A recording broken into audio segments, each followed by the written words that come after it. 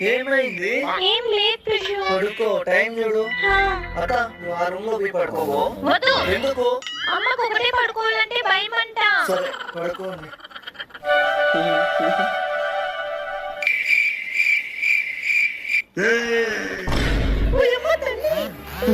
పరపురుషు మీద చేస్తావా? చేస్తారా?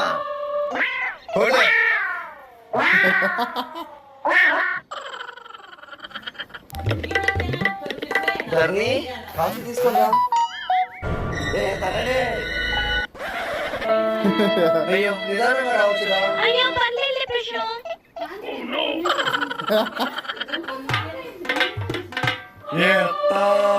చెప్పలుడు.